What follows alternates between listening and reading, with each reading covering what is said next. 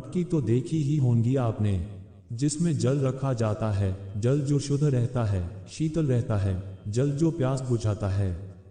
सोचिए, यदि मटकी की माटी ठीक ना हो, यदि इसे भली प्रकार रौंधा ना गया हो, आकार देकर इसे अग्नि में ठीक से पकाया ना गया हो, तो क्या होगा? यही मन के साथ भी होता है। क्योंकि यदि प्रेम ये जल है तो इसकी मटकी है मन। मन रूपी पात्र में यदि विश्वास की माटी ना हो, यदि आंसुओं से उसे भिगोया ना गया हो, समय रूपी कुम्हार ने उसे आकार ना दिया हो और परीक्षा की अग्नि में उसे पकाया ना गया हो, तो प्रेम मन में नहीं ठहर सकता। तो यदि प्रेम को पाना है तो हृदय पर काम करना होगा और मन से कहना होगा, राधे राधे। आप अपने पास आसपास वृक्ष, पौधे, पुष्प देखे होंगे, है ना सुंदर? क्योंकि आपने इन्हें देखा है। इसी प्रकार जब प्रेम की बात आती है, लोग किसी का मुख स्मरण कर लेते हैं। ऐसी आंखें, वैसी मुस्कान, तिरछी भरिकुटी, घने बाल, पर क्या यही प्रेम का अस्तित्व है? नहीं, ये उस शरीर का अस्तित्व है जिसे हमारी आंखों ने देखा और हमने स्वीकार कर लिया। लेकिन प्रेम भिन्न है। प्रेम उस वायु की भांति है जो हमें दिखाई नहीं देता, किंतु वही हमें जीवन देता है। संसार किसी स्त्री को कुरूप कह सकता है, क्योंकि वो उसे अपनी तन की आंखों से देखता है। लेकिन संतान उसी माता को संसार में सबसे सुंदर समझता है, क्योंकि वो प्रेम भाव से देखता है। तन की आंखों से देखोगे तो वैसे ही पहचान नहीं पाओगे जैसे श्री राधा श्री कृष्ण पहचान नहीं पाए थी। इसलिए यदि प्रेम को पाना है तो मन की आंखें खोलो और प्रेम से कहो, राधे राधे। किसी भी वस्तु को बांध सकने के लिए किसी बंधन का, किसी रस्सी का होना आवश्यक है। परंतु इस रस्सी को बांधने की शक्ति कौन देता है? वो धागे जिनसे जुटकर ये रस्सी बनी है। अब बताइए, प्रेम को किस रस्सी से स्वयं तक बांधेंगे आप? प्रेम बनता है विश्वास से, और विश्वास की डोरी के धागे सत्य के धागों से बुने जाते हैं। अब प्रश्न ये उठता है कि सत्य क्या है? वो जो हमने देखा, वो जो हमने सोचा? नहीं, हमारा सत्य वो है जिस पर हमने विश्वास कर लिया, और विश्वास वो जिसे हमने सत्य समझ लिया। वास्तव में सत्य और विश्वास एक ही सिक्के के दो पहलू है। जहां सत्य नहीं वहां विश्वास की नींव नहीं, और जहां विश्वास नहीं वहां सत्य अपना धरातल खो देता है। तो यदि किसी का सत्य जानना है तो विश्वास कीजिए, प्रेम का धरातल बन जाएगा और मन प्रसन्न होकर बोलेगा, राधे राधे। जब भी प्रेम की बात आती है, हम सबसे पहले मन में एक नायक और एक नायिका का चित्रण कर लेते हैं। क्यों, आपके साथ भी यही होता है ना? पर क्या प्रेम केवल नायक नायिका के आकर्षण का बंधन है? नहीं, प्रेम तो परिवार से हो सकता है, माता पिता, भाई बहन से हो सकता है, सखा मित्रों से हो सकता है, देश और जन्मभूमि के लिए हो सकता है, मानवता के लिए हो सकता है, किसी कला के लिए हो सकता है, इस प्रकृति के लिए हो सकता है। पर प्रेम कभी उस पन्ने पर नहीं लिखा जा सकता जिस पर पहले ही बहुत कुछ लिखा हो। जैसे एक भरी मटकी में और पानी आ ही नहीं सकता। यदि प्रेम को पाना है तो मन को खाली करना होगा। अपनी इच्छाएं, अपना सुख सब त्याग कर समर्पण करना होगा।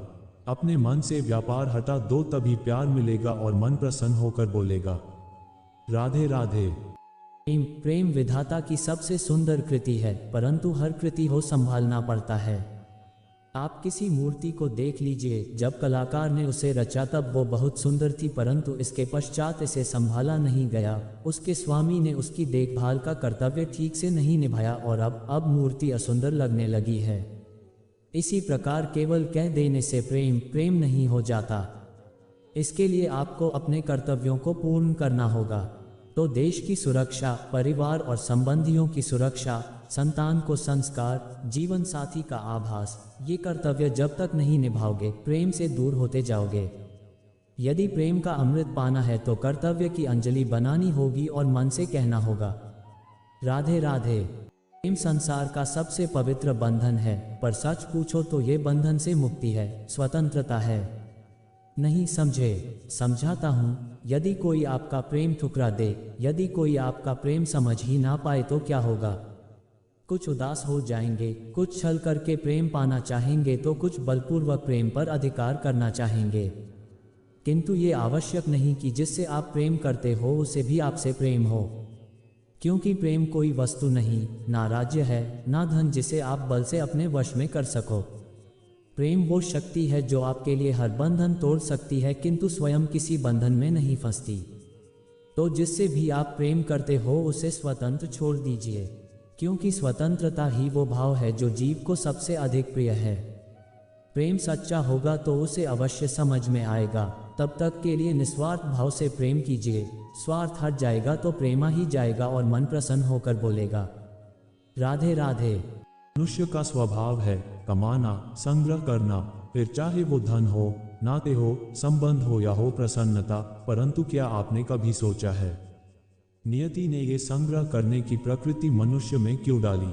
एक बीज से पौधा पनपता है, उसके भोजन से फल संग्रहित होता है, क्यों? इसलिए ताकि वृक्ष उसे स्वयं खा सके? नहीं, बल्कि इसलिए ताकि वो भूखे जीवों में बांट सके।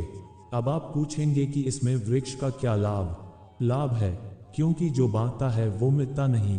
जो फल ये जीव खाते हैं वो उसके बीजों को वातावरण में बिखेर देते हैं, जिससे जन्म लेते हैं नए वृक्ष। उसकी जाति, उसका गुण, उसकी मिठास अमर हो जाती है। इसलिए स्मरण रखिएगा, अमीर होने के लिए एक एक क्षण संग्रह करना पड़ता है, किंतु अमर बनने के लिए एक एक कण बांटना पड़ता है। राधे राधे। भय सबको होता है, चाहे वो पशु हो, पक्षी हो या मनुष्य। वास्तविकता में मनुष्य भय को अपने साथ लेके ही जन्म लेता है। तो इस भय से भय कैसा? यदि भय बुरा भाव होता तो क्या इसे हम अपने साथ लेके जन्म लेते? वास्तविकता में भय हमें आगे बढ़ने के लिए प्रेरित करता है। अब देखिए, जीवन जाने का भय आपसे स्वयं की सुरक्षा करवाने का प्रयास करता है। अपमान का भय सदाचार की ओर बढ़ाता है। किसी प्रिय को खो देने का भय उसके लिए कर्तव्य पालन करने को प्रेरित करता है। किंतु ये भय बुरा तब हो जाता है जब आप इसे अपने ऊपर हावी हो जाने देते हैं, इसके लिए कुछ प्रयास नहीं कर पाते। इसलिए यदि इस भय को उपयोग में लाना है, आपको स्वयं इस भय के ऊपर हावी हो जाना होगा। तो तोड़ दीजिए भय की सीमाएं, अपनी आत्मा को छोड़ के किसी और के समक्ष सर मत झुकाइए और स्मरण रखिए, जब अंधकार से डरना छोड़ दोगे तभी दीपक बनकर प्रकाश दे पाओगे। राधे राधे। संसार में सबसे बड़ी शक्ति क्या है? अब आप में से कुछ कहेंगे शास्त्र की, कुछ कहेंगे शास्त्र की, कोई कहेगा बुद्धि की, तो कोई कहेगा बल्कि, किंतु ये सब अधूरे हैं। संसार में सबसे बड़ी शक्ति है मित्रता। यदि सच्ची मित्रता प्राप्त हो जाए तो वही सबसे बड़ा धन है। जब आप कठिनाइयों में होंगे तो मित्रता शस्त्र बनकर सहायता करेगी। मार्ग भटक जाओगे तो मित्रता शास्त्र बनकर आपको राह दिखाएगी। षड्यंत्र में फंस जाओगे तो बुद्धि बनकर बाहर निकालेगी। अकेले हो जाओगे तो ममता बनकर साथ निभाएगी। तो यदि इस संसार में कुछ कमाना है तो धन नहीं, मित्रता कमाओ। और स्मरण रखिएगा, यदि इस संसार में मित्र बनाना आपकी सबसे बड़ी दुर्बलता है तो आप इस संसार के सबसे शक्तिशाली प्राणी हैं। राधे राधे। तब से मनुष्य जाति का अस्तित्व बना है, तभी से युद्ध भी अस्तित्व में आया।